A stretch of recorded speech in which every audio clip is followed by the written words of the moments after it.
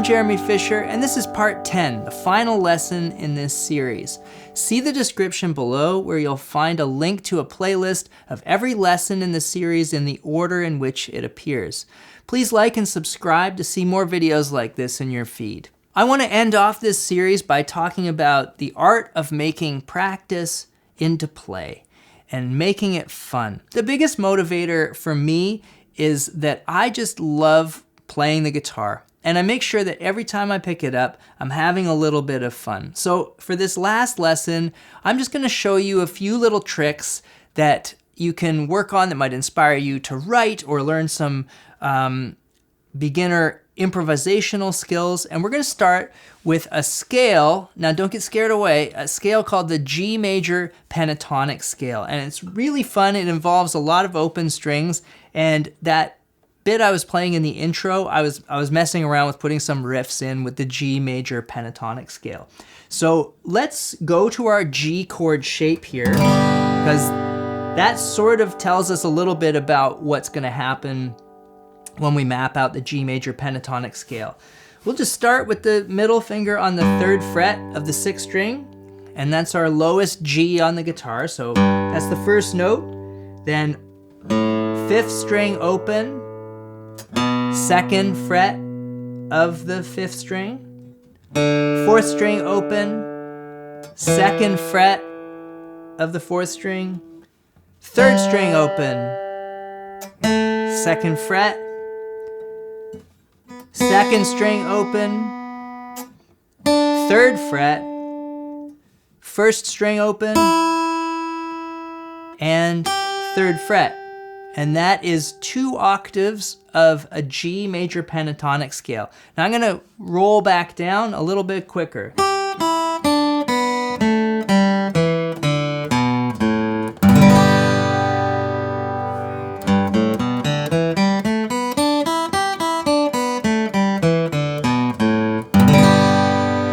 So all those little riffs I was playing in the intro,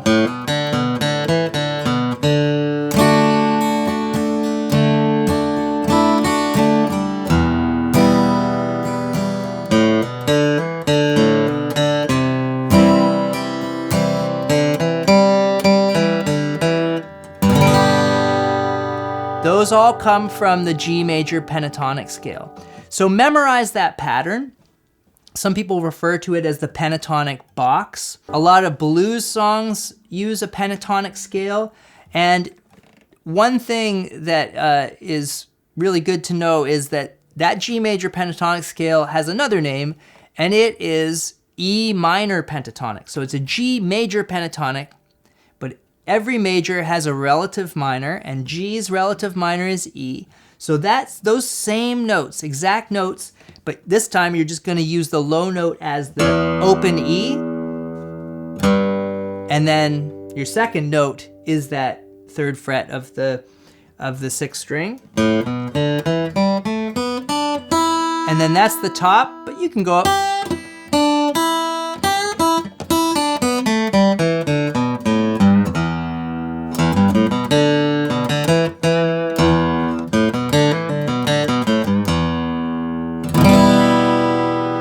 So E minor pentatonic, G major pentatonic,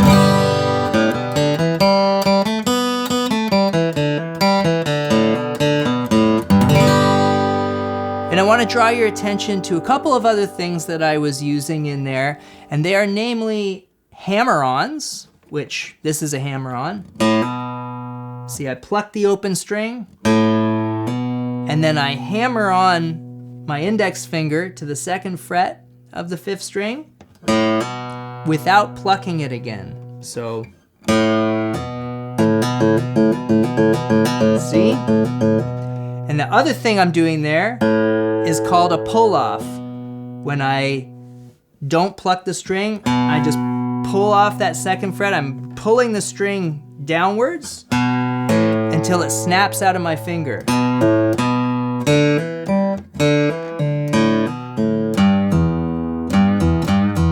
That's a good one to start with, actually. The middle finger on the 3rd fret.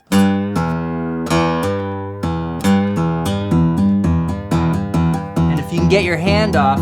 It's a great strengthening exercise as well, because you'll find that it's a little challenging when you first do it, unless you already have inherently some good finger strength. But these pull-offs and hammer-ons are great in blues and country riffs that you might come up with as you experiment with the major pentatonic and the minor pentatonic scale. So that might be something that is attractive to you, to learn improvising and just learn a little bit of lead, like put some leads in with your rhythm, or just play some leads. Just work with those scales to make little melodies that sound good to you, melodies and rhythms within the confines of that scale.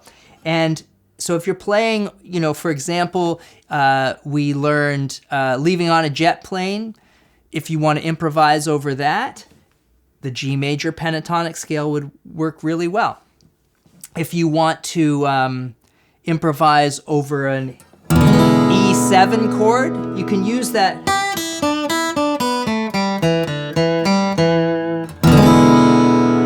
minor pentatonic scale. Anyway, that we're getting into territory that's a little outside of an absolute beginner course, but I always like to give you something a little bit more that you can push yourself with as you're going through these practice sessions. My name is Jeremy Fisher. It's been a real pleasure to go through this series with you.